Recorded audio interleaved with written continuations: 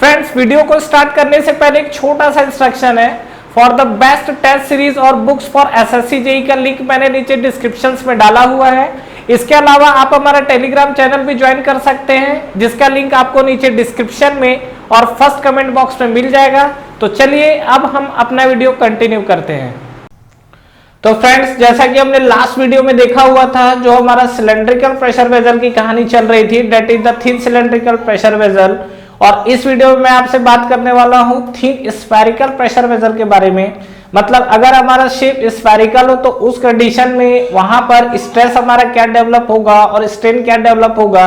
तो चलिए एक बार हम लोग देखते हैं। तो यहाँ पे देखिए, अगर हम लोग बात करें तो थिन स्फेरिकल प्रेशर वेसल है तो आपको कुछ शेप इस तरीके का दिखेगा।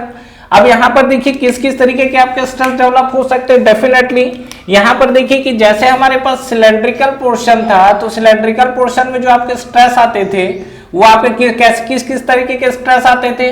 तो एक तो हमको आता था तो ये आपको स्ट्रेस मिलता था लॉन्गिट्यूडनल डायरेक्शन में, ठीक है। दूसरा हमको मिलता था तो ये हमको मिलता था क्या, डायमेट्रिकल डायरेक्शन में, that is the hoop stress.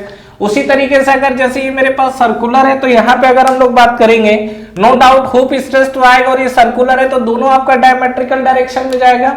तो यहाँ पे अगर हम लोग बोल सकते हैं तो एक आपका जो स्ट्रेस डेवलप होगा वो आपको क्या मिलेगा, that is the sigma H.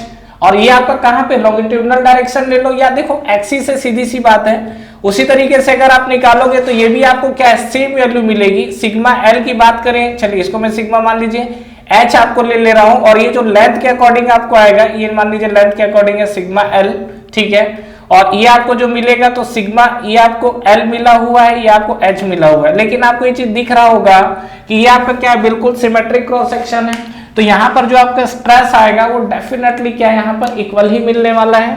तो यहाँ पे अगर हम लोग बात करेंगे तो ये आपको जो होप स्ट्रेस मिलेगा, that is the hope stress, वो आपको मिलेगा that is the sigma H. और सिग्मा एच इक्वल टू आपको क्या मिलेगा, ये आपको वैल्यू मिलती है that is equal to PD/40, ठीक है। ये वैल्यू कहां से आई, याद करिए हमने सिलेंड्रिकल प्रेशर वेसल में पूरा इसको डिराइव किया हुआ है, ठीक है। प्रीवियस वीडियो में देखोगे तो बस वही कहानी है, बस यहाँ पर वैल्यू मैंने क्या है, डायरेक्ट लिखा हुआ है, ठीक है। उसी तरीके से आपको याद ओवरऑल यही रखना है। उसी तरीके से अगर मैं बात करूं लॉन्गिट्यूडनल स्ट्रेस को लेकर, यहाँ पे अगर हम लोग बात करते हैं लॉन्गिट्यूडनल स्ट्रेस, तो लॉन्गिट्यूडनल स्ट्रेस की वैल्यू अगर आप बात करोगे तो ये आपका आएगा सिग्मा ऑफ एल, और अगेन ये आपको क्या मिलेगा, that is equal to PD by, ये जैसा हमको दिख रहा है 40, तो यहाँ भी सेम वैल्यू आती है, that is equal to also 40, ठीक है। सिलेंड्रिकल प्रेशर वेसल के अंदर क्या था कि जो आपका लॉन्गिट्यूडनल था तो ये तो यही वैल्यू मिल रही थी, लेकिन यहाँ पर जो हूप स्ट्रेस था वो PD/2T मिल रहा था। मतलब वहां पर जो स्ट्रेस का डिस्ट्रीब्यूशन था वो नॉन यूनिफॉर्म था। यहाँ पर सबसे अच्छी खास बात है कि स्ट्रेस का डिस्ट्रीब्यूशन यूनिफॉर्म है, और डेफिनेटली ये डिजाइनर के लिए सबसे बेस्ट क्राइटेरिया है। और यही चीज हमने फर्स्ट वीडियो में बात किया हुआ था क्या, कि हम लोग ज्यादातर जो यूज करते हैं वो सिलेंड्रिकल प्रेशर वेसल यूज करते हैं। लेकिन अगर आप थ्योरेटिकल बोले, थ्योरेटिकल का मतलब सीधा सीधा अगर आपको कॉपी पेन में बोला जाए और इस तरीके से चीजों को डिफाइन किया जाए कि बेस्ट डिजाइन आपका कौन सा है, तो डेफिनेटली आपका स्फेरिकल होगा। क्यों होगा, क्योंकि यहाँ पर आपका हूप और लॉन्गिट्यूडनल स्ट्रेस ये दोनों की वैल्यू आपकी सेम होती है, ठीक है। लेकिन यहाँ पर अगर सिलेंड्रिकल है तो ये दोनों आपके क्या है, वैल्यू अलग अलग होती है। लेकिन सिलेंड्रिकल शेप को डिजाइन करना इजी है कंपेयर टू स्फेरिकल, ठीक है। क्योंकि स्फेरिकल में अगर आप सेम वॉल्यूम का डिजाइन करोगे तो स्पेस ज्यादा लेगा, ट्रांसपोर्टिंग आपका है उसमें प्रॉब्लम है। तो इसीलिए हम लोग क्या है, ज्यादातर जो प्रीफर करते हैं वो सिलेंड्रिकल प्रेशर वेसल डिजाइन करते हैं, वो प्रैक्टिकली बेस्ट डिजाइन में जाता है, और थ्योरेटिकली बेस्ट डिजाइन में आपका स्फेरिकल शेप आता है। तो ये हमारे पास हूप स्ट्रेस आया हुआ है, यहाँ हमारे पास लॉन्गिट्यूडनल स्ट्रेस आया हुआ है। तो ये बताइए कि यहाँ पर अगर मैं इसका maximum shear stress in plane में निकालूं तो कितना आएगा।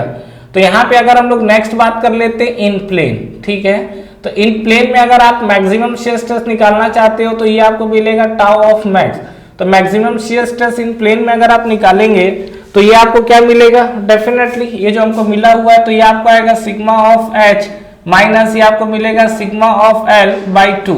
तो सिग्मा ऑफ एच आपको हूप स्ट्रेस कितना मिला हुआ है, ये आपको मिला है, डेफिनेटली क्या मिलेगा, ये देखिए हूप स्ट्रेस है, सेम वैल्यू मिला हुआ है PD/40, माइनस ये भी आपको सेम वैल्यू मिला हुआ है PD/40, और डिवाइड बाई आपको क्या मिला हुआ है 2, और कुल मिला के मैक्सिमम शियर स्ट्रेस यहाँ पर आपको क्या मिला हुआ है, दैट इज इक्वल टू 0, ठीक है।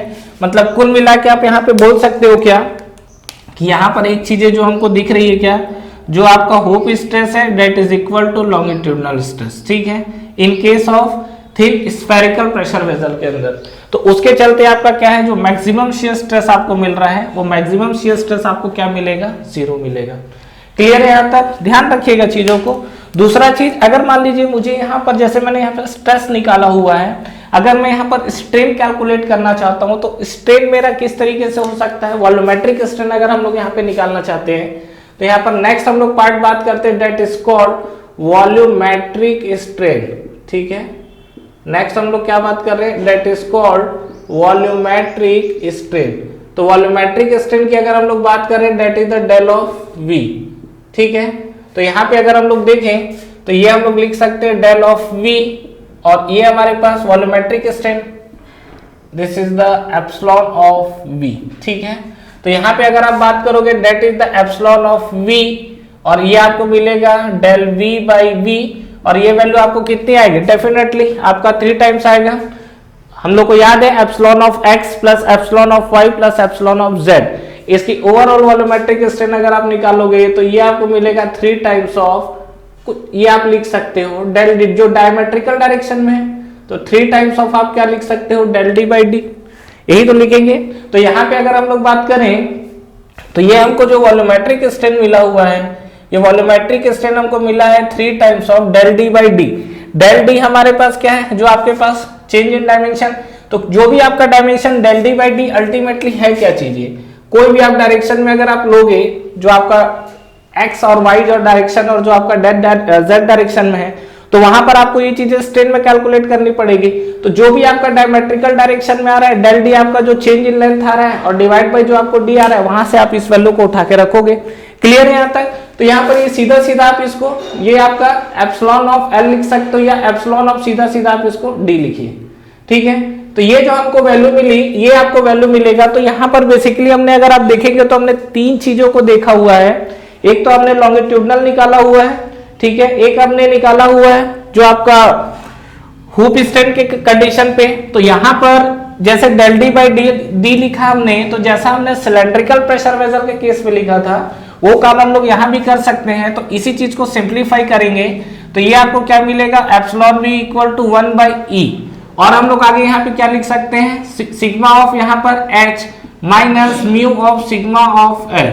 कहानी कुछ समझ में आया? या अब बोलोगे ये क्यों हमने लिखा है, तो आप ये भी लिख सकते हो, वैल्यू आपको सेम आनी है, और ये हम लोग लिख सकते हैं क्या, 1 बाई ई। जैसे मैंने यहाँ पर सिग्मा एच लिखा हुआ है, यहाँ पर आपने लिख दिया सिग्मा ऑफ एल माइनस ये आपको क्या मिल जाएगा, mu of sigma of H, ठीक है। तो यहाँ पे अगर हम लोग बात करें तो एप्सिलॉन ऑफ वी आपको जो दिखेगा दैट इज इक्वल टू, ये आपको मिला 1 by E sigma of H, जैसा कि हमने निकाला हुआ है, कितना आया हुआ, पीडी बाई 40।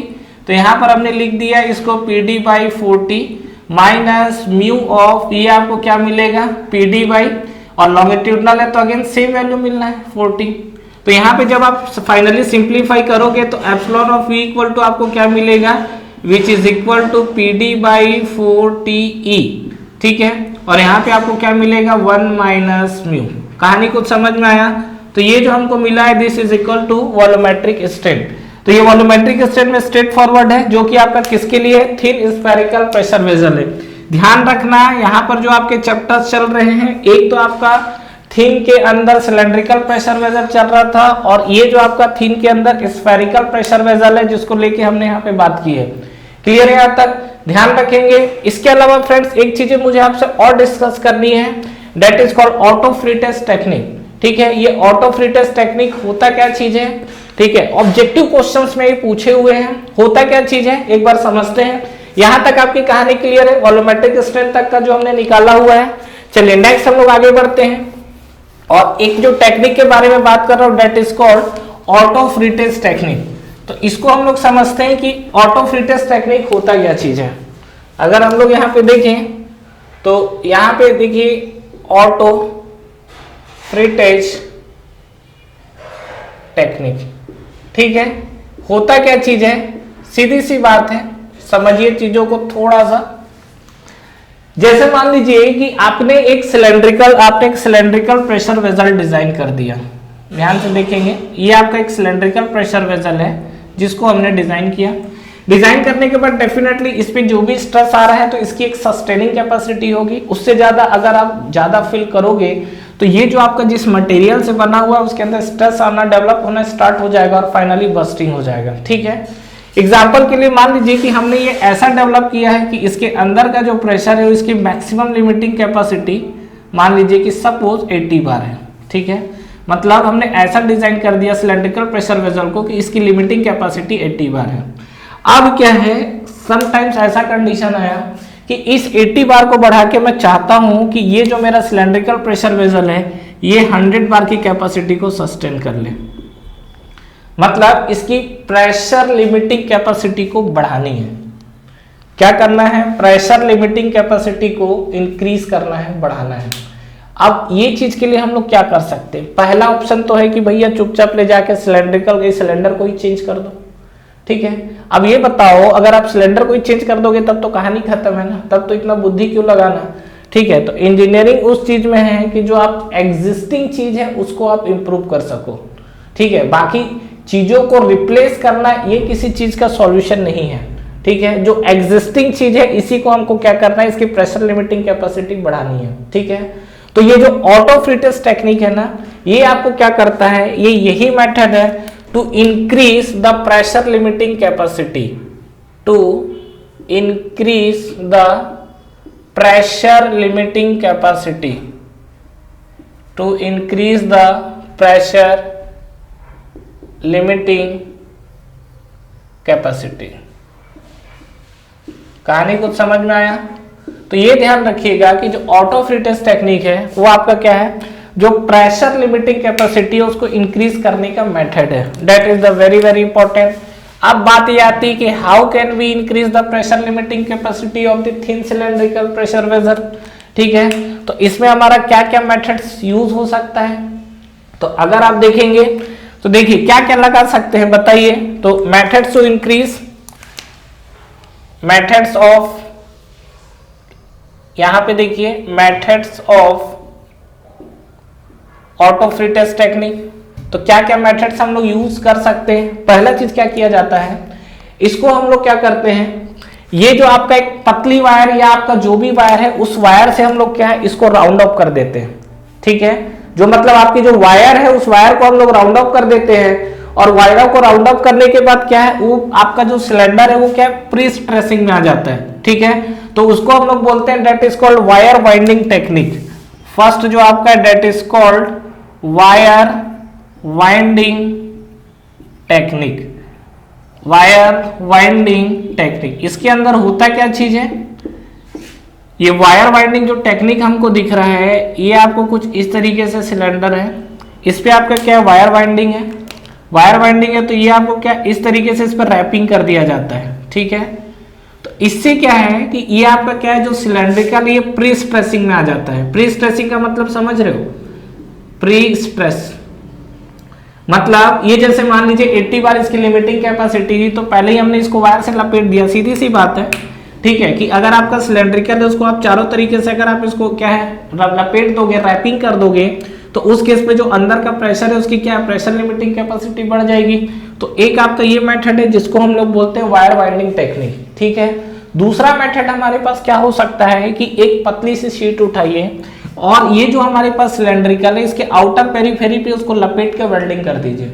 ठीक है, मतलब जैसे मान लो एक नॉर्मल एग्जांपल से अगर बात करूं, ये जो हमारा सिलेंड्रिकल शेप है तो एक पतली शीट हमने उठाई, इसको हमने लपेटा और लपेटने के बाद हमने उसमें क्या किया वेल्डिंग मार दिया, उससे उसकी प्रेशर लिमिटिंग कैपेसिटी बढ़ गई। बट एक चीज का ध्यान रखिएगा, जैसे जैसे आप क्या है अगर उसके ऊपर किसी शीट को अगर आप लपेटते हैं, रैप करते हैं, तो वहां शीट की थिकनेस बढ़ती चली गई, और शीट की थिकनेस अगर बढ़ती चली गई तो ऐसा ना हो कि वो थिक सिलेंड्रिकल प्रेशर वेसल में चले गया, क्योंकि जो थिन सिलेंड्रिकल प्रेशर वेसल है और जो थिक होता है उसमें D/T का रेशियो 20 के अंडर या 20 के ऊपर रहता है, जैसा कि मैंने आपको इस चैप्टर के फर्स्ट लेक्चर में बताया हुआ है। तो यहाँ पर ध्यान रखिएगा, ये तो आपका फर्स्ट है वायर वाइंडिंग टेक्निक। दूसरा हमारे पास जो होता है जिसकी मैं बात किया अभी, उसको हम लोग बोलते हैं कंपाउंडिंग मेथड। ठीक है, दूसरा जो हमारे पास मिला हुआ है इसको हम लोग क्या बोलते हैं, that is called compounding technique या कंपाउंडिंग मेथड। तो इस कंपाउंडिंग मेथड के अंदर अगर आप जाओगे तो आपको देखिए क्या दिखेगा, एक आपको दिख रहा है ये वाला कंडीशन, ठीक है। तो ये आपका जो सिलेंड्रिकल है, तो ये आपका मान लीजिए प्री एग्जिस्टिंग है पहले से। तो इस पे हमने क्या किया, एक हमने शीट लिया और शीट को लेने के बाद हमने क्या कर दिया, इसको अलग से रैप कर दिया। तो जब आप ये रैप करोगे ना तो यहाँ पर इसको वेल्डिंग कर दिया जाता है, इससे इसकी प्रेशर लिमिटिंग कैपेसिटी बढ़ जाती है।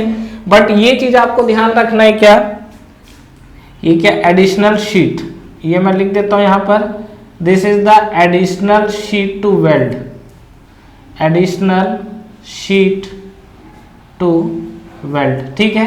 एडिशनल शीट को लेकर इसके चारों पेरीमीटर पे अगर बताएं तो एडिशनल शीट को चारों पेरीमीटर पे वेल्ड कर दिया जाता है, और वेल्ड करने के बाद आपको क्या है, वहां डेफिनेटली प्रेशर लिमिटिंग कैपेसिटी बढ़ जाती है।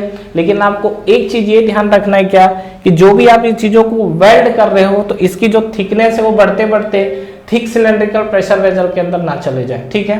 तो ऑटोफ्रेटर जो है एक तरह का आपका मेथड है, उस मेथड से हम लोग बेसिकली करते क्या है, किसी भी जो आपका सिलेंड्रिकल हो गया या स्फेरिकल हो गया उसकी प्रेशर लिमिटिंग कैपेसिटी को बढ़ाया जाता है, और इस मेथड्स को हम लोग बोलते हैं ऑटोफ्रेटर्स टेक्निक। इसके अंदर बेसिकली दो तरीके के मेथड ज्यादातर यूज होते हैं, एक आपका वायर वाइंडिंग टेक्निक और कंपाउंडिंग टेक्निक, और दोनों में भी अगर आप बोलोगे तो वायर वाइंडिंग टेक्निक को ज्यादातर यूज किया जाता है। Thank you so much for watching this video.